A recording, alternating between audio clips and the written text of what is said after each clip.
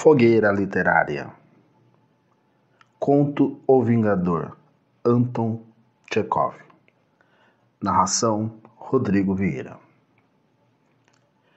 Pouco depois de ter apanhado sua mulher em flagrante de adultério, Fyodor Fyodorovich Sigaev estava na loja de armas Smunks e companhia, escolhendo um revólver adequado. Seu rosto exprimia ira, dor e decisão irrevogável. Eu sei o que tenho que fazer, pensava ele. Os laços de família estão conspurcados, a honra arrastada na lama. O vício triunfa, e por isso eu, como cidadão e homem de bem, tenho de ser vingador. Primeiro matarei a ela e ao amante, e depois a mim mesmo. Ele ainda escolhera o revólver e nem matara ninguém. Mas na sua imaginação já se desenhavam 3 cadáveres ensanguentados, os crânios esmigalhados, a massa encefálica escorrendo, confusão, a multidão de curiosos, a autópsia. Com a alegria mórbida do homem insultado, ele imaginava o horror dos parentes e do público, a agonia da adúltera, e já lia, mentalmente, os editoriais dos diários, comentando a dissolução das bases da família. O caixeiro da loja, uma figurinha ágil, afrancesada, barrigudinha e de colete branco, expunha diante dele os revólveres e, entre mensuras e sorrisos respeitosos, falava: "Eu aconselharia, monsenhor, a levar este excelente revólver aqui, Sistema Smith Wesson, a última palavra em armas de fogo, de ação tripla, com extrator, a cerca 600 passos, mira central. Chama sua atenção, monsenhor, para a perfeição do acabamento. É o sistema mais moderno, monsenhor. Vendemos uma dezena por dia, contra ladrões, lobos e amantes. De tiro muito forte e certeiro, atira a grandes distâncias e mata a esposa ou o amante, varando-os. Quanto aos suicidas, monsenhor, não conheço melhor sistema." O caixeiro armava e desarmava os gatilhos, soprava nos canos, fazia pontaria e fingia que sufocava de entusiasmo. Vendo seu rosto extasiado, poderia-se pensar que ele mesmo teria muito prazer em se meter uma bala na testa, se ao menos possuísse um revólver de sistema tão excelente como o Smith Wesson. "E qual é o preço?" perguntou Sigaev. 45 rublos, monsenhor." Para mim é caro." "Neste caso, monsenhor, eu lhe mostrarei uma arma de outro sistema, mais em conta. Aqui, tenha a bondade de examinar. Tem uma variedade enorme para todos os preços. Por exemplo, este revólver sistema Lefauscher custa apenas 18 rublos, mas..." E o caixeiro fez uma careta de desprezo. "Mas, monsenhor, esse sistema já está obsoleto. Hoje em dia, só compram este tipo os proletários intelectuais e os psicopatas. Suicidar-se ou matar a mulher com um revólver Lefauscher é hoje considerado sinal de mauvais tom. O bom tom só admite Smith Wesson. Não tenho necessidade nem de me suicidar, nem de matar", mentiu Sigaev morosamente. "Estou comprando isto para minha casa de campo, para espantar ladrões. Os motivos das compras de nossos clientes não são da nossa conta", sorriu o caixeiro. Baixou os olhos com modéstia. "Se fôssemos apurar as razões de cada compra, nós, monsenhor, teríamos de fechar a loja. Para espantar ladrões, o Lefauscher não serve, porque dá um som baixo e surdo. E eu o aconselharia a levar uma simples pistola Mortimer, dessas chamadas de duelo. E se eu desafiasse para um duelo? passou pela cabeça de Sigayev. Não, é muita honra. Canalhas assim a gente mata como um cachorro louco. O caixeiro volteando graciosamente, pisando miudinho, sem parar de sorrir e de tagarelar, colocou diante dele todo um monte de revólveres. O aspecto mais apetitoso e imponente era mesmo do Smith Wesson. Sigayev segurou nas mãos um revólver deste tipo. Fixou nele um olhar parado e mergulhou em pensamentos. Sua imaginação pintava como ele esmigalha crânios. Como o sangue corre em torrentes pelo tapete e um soalho encerado. Como estremece a perna da adúltera agonizante. Mas para sua alma indignada, isso era pouco. Os quadros sangrentos, os gemidos e horrores não o satisfaziam. Era preciso inventar algo de mais terrível. Já sei. Vou matar a ele e a mim, pensou ele. E a ela deixo viver. Deixo que ela define de remorso e do desprezo do mundo. Para uma natureza nervosa como a dela. Isso será muito mais cruel do que a morte. E ele imaginou seu próprio funeral. Ele, o insultado, jaz no esquife, com um sorriso sereno nos lábios.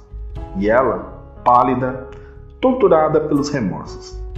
Caminha atrás do caixão, como Niobe, e não sabes como esconder os olhares de desprezo e de desdém que lhe lança a multidão indignada. Vejo, monsenhor, que lhe agrada o Smith Wesson.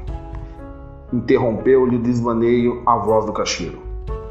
Se lhe parece muito caro, pois não, posso fazer um abatimento de 5 rublos. Aliás, nós também temos outros tipos, mais baratos. A figurinha afrancesada voltou-se graciosamente e alcançou nas prateleiras mais uma dúzia de estojos de revólveres. Aqui, monsenhor, o preço é 30 rublos. Não é caro. Tanto mais que o câmbio caiu demais. E os direitos alfandegários, monsenhor, estão subindo de hora em hora. Monsenhor, juro por Deus, eu sou um conservador, mas até eu já estou começando a me revoltar. Acredite, o câmbio e as tarifas alfandegárias fizeram com que hoje em dia as armas finas só possam ser adquiridas pelos ricaços. Aos pobres só restaram as armas de tula e os fósforos. E as armas de tula são uma calamidade. Com um revólver de tula, a gente atira na mulher e acerta a própria omoplata. De repente, Sigayev sentiu-se muito aborrecido e penalizado, porque estaria morto e não veria os tormentos da adúltera.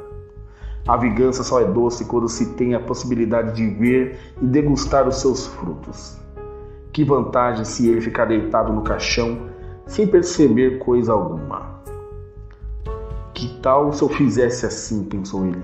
Mato o amante, assisto ao enterro, vejo tudo e, depois do enterro, me suicido. Entretanto, eu seria preso antes do enterro e desarmado. Não. Vou matá-lo. Ela ficará viva e eu por enquanto não me suicido, mas me entrego à prisão. Sempre terei tempo para me matar. E a prisão tem a vantagem de que, durante o interrogatório preliminar, eu terei a oportunidade de desvendar perante as autoridades e a sociedade toda a baixeza do comportamento dessa mulher. Se eu me suicidar, ela, com seu velho cinismo e hipocrisia, é capaz de culpar a mim de tudo. E a sociedade ainda acabará provando a sua ação. E por cúmulo, quiçá, zombando de mim. Mas se eu continuar vivendo, então... Um minuto depois ele pensava. Sim, se eu me matar, é bem possível que acabem suspeitando de mim, acusando de sentimentos mesquinhos. E depois, por que razão eu haveria de me matar? Isto, em primeiro lugar. Em segundo, dar um tiro nos miolos significa acovardar-me, fugir. Portanto, Mato o homem, deixo viver a mulher e entrego-me à prisão. Serei julgado e ela figurará como testemunha. Imagino só a sua confusão, a sua vergonha, quando ela for interrogada pelo meu advogado de defesa. As simpatias da corte, do público e da imprensa estarão, naturalmente, do meu lado. Ele seguiu o curso dos seus pensamentos, enquanto o caixeiro continuava a expor diante dele a sua mercadoria e julgava de seu dever entreter o comprador. Aqui temos uns revólveres ingleses, de sistema novo, recebidos recentemente. Tagarelava ele. Mas tenho de adverti-lo, monsenhor, de que esses sistemas empalidecem perante o Smith e Wesson. Há poucos dias um oficial, o senhor de certo já leu isso, adquiriu aqui um revólver Smith e Wesson. Ele atirou no amante e, imagine o senhor, a bala varou a vítima, atravessou uma lâmpada de bronze, depois o piano, e do piano ricocheteou e matou a cachorrinha de estimação e feriu a mulher. O efeito foi brilhante e faz honra à nossa firma. O oficial agora está preso. Naturalmente, ele será declarado culpado e deportado para os trabalhos forçados. Em primeiro lugar, a nossa legislação ainda é muito obsoleta. Em segundo, os tribunais sempre tomam partido do amante. Por quê? É muito simples, monsenhor. Tanto o juiz como os jurados, o promotor e o defensor, eles mesmos vivem com as esposas alheias. E para eles, será melhor que na Rússia haja um marido a menos. Seria muito agradável para a sociedade se o governo deportasse todos os maridos para a Sakhalina. Oh, monsenhor, o senhor não faz ideia da indignação que me causa a depravação dos costumes no nosso tempo. Amar as mulheres alheias é hoje tão admitido como fumar cigarros alheios e ler livros alheios. De ano para ano, o nosso negócio vai piorando. E isso não significa que os amantes estão diminuindo, mas sim que os maridos se resignam com esta situação e têm medo do tribunal e dos trabalhos forçados. O caixeiro lançou um olhar em volta e sussurrou: E de quem é a culpa, monsenhor? Do governo. Ir para Sakhalina, por causa de um porcalhão qualquer, também não é muito sensato, pensava Sigaev. Se eu for deportado, isso só dará à minha mulher a oportunidade de se casar de novo e de enganar o segundo marido. Ela sairá triunfante. Portanto, a ela eu deixo viva. A mim não me mato e a ele também não mato. É preciso inventar alguma coisa mais inteligente e sensata.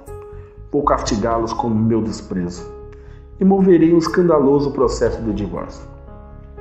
Aqui, monsenhor, ainda há um novo sistema, disse o caixeiro, tirando da prateleira nova dúzia. Chamo sua atenção para a originalidade do mecanismo de travação. Depois da última decisão, Sigaev já não precisava mais de revólver. Mas nesse meio tempo, o caixeiro, cada vez mais inspirado, não parava de expor diante dele a sua mercadoria. O marido ofendido sentiu-se vexado. Por sua causa, o caixeiro trabalhara tanto em vão. Se entusiasmara em vão. Sorrira, perderá tempo. Está bem, neste caso, balbuciou ele. Eu vou passar mais tarde, ou vou mandar alguém. Ele não viu a expressão do rosto do caixeiro, mas, para atenuar ao menos um pouco o mal-estar, sentiu a necessidade de comprar qualquer coisa. Mas comprar o quê? Correu os olhos pelas paredes da loja escondendo alguma coisa barata e se deteve numa rede verde, pendurada junto da porta. Aquilo ali. O que é aquilo? Perguntou. É uma armadilha para apanhar codornizes. E quanto custa? 8 rublos, monsenhor. Faça o favor de embrulhar.